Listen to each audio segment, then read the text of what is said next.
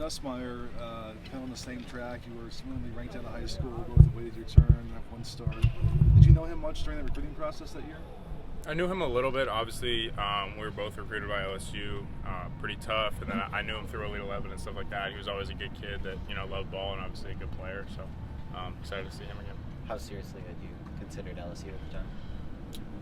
I think they were down there in like the last 5 of my recruiting process. I think they obviously just had a ton of recent success coming off that national championship throughout my sophomore year of high school. So it was obviously an attractive program that had won pretty recently. So they were up there. I don't know if I was ever really going to go there, but they were definitely up there at the end.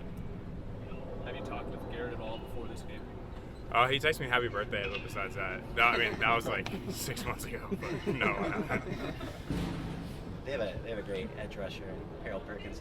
How do you feel like you've gotten better in terms of pocket presence, just sort of understanding pressure that's coming at you over the course of the last year or so? Yeah, that's twofold, obviously, right? One's understanding like the protection you're in, where the strengths and weaknesses are, and then one's obviously the physical in terms of being able to move and avoid stuff. So I think I've tried to improve in both throughout the offseason. I feel like I've done a good job of that, and obviously we're playing against a really good edge player, so I guess we'll see how good of a job I did.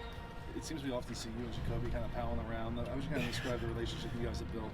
Yeah, Jack's a great kid.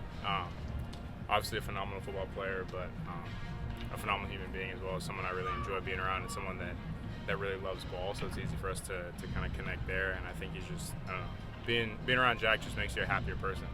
I don't know if you guys have noticed that through his interviews and stuff, but he's awesome. I love being around him. He's obviously a hell of a player as well. I asked him about his leadership qualities, and he was pretty humble about it. Has he taken on the leadership role for this team that they need? He has. I think he's like you kind of said, he's done it as the team is needed. Obviously, he's still young and he's still learning, but I think obviously having an elevated role this year as opposed to last year, he's recognized that and tried to lead accordingly. So I'm really proud of him and the progress that he's made. We saw him coming out last week, the marching band, the symbols and everything. Just how often, how unique, is he as an individual? How often does he do that kind of stuff? Every day. He's very unique, but I think obviously you mentioned his band participation, but I think he knows when to be serious. He knows when to walk in, which is obviously important. You can't be that guy 24/7. Yeah, he's an awesome guy to be around. Was there a point for him where you noticed it kind of click late last season? Yeah, I would say late. Obviously a guy coming in that has all the talent in the world, and when guys like that come in, it kind of goes one of two ways. If they're not playing early, they just completely go in the tank, or they continue to work hard, continue to realize what they need to do to get on the field and improve. And I think he's really taken the latter, personally, obviously, throughout the end of last year and going into this offseason. So, like I said, really proud of the strides he's made as a player and as a person. What do you think he realized, just, when you say that process for him? I think just his opportunity to be a phenomenal football player and help our team. I think he came from a high school where he was far and away the best player. And I think he started to learn and understand what it means to be a part of a team, that if a play is not necessarily designed to go to him, that it's not the end of the world. And that he's obviously an important piece, but a piece of a much larger puzzle. And I think he came to realize that and has learned how to put the team first. I'm really proud of him for doing that.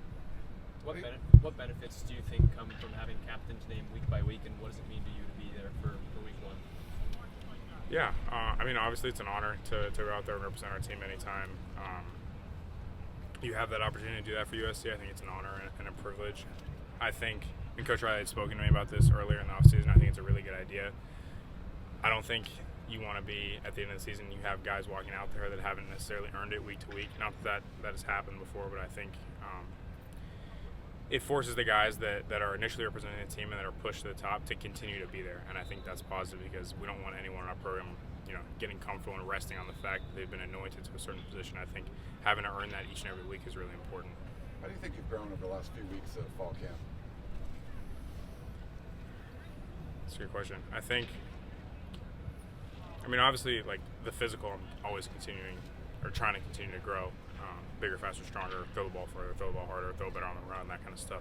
I think I've grown emotionally a lot over this offseason. I would say that's my biggest kind of area of growth in transitioning to a new role of leadership, learning how to handle that, learning how to handle the team as a whole while also making sure I'm ready myself. So I think that's really my biggest area of growth. It's often talked about timing is just kind of one of your biggest strengths, and obviously there's pretty young O-line. You've got some guys who are stepping in for the first time. Is there an emphasis a little bit more to you on wanting to play fast, getting the ball out quick, just making kind of quicker reads so you're not holding onto the ball, that long and putting them in tough spots? No, I mean, I think we're going to execute the call as it comes in from the sideline from Coach Riley, and I think playing here is very unique and special because you have Coach Riley calling plays. So, I have every confidence that he's going to put me in positions to be successful, and I think I'll execute as called. I don't think I'm ever going to, at first I want to say, I have 100% confidence in my offensive line, so I'm never going to play differently because of them or because of who's in front of me. So, no, I think, like I said, we'll just execute as called, and I think we'll be fine. Let's do one more after the plane. Play gone. What's it feel like going into week one? It's like a showcase game Sunday night, stage 2 yourselves. What's going through your mind about that? It's awesome. These are kind of games you come to USC to play in. So I think the team understands that, the team embraces that, and I think we're all really excited. Thank you, Miller.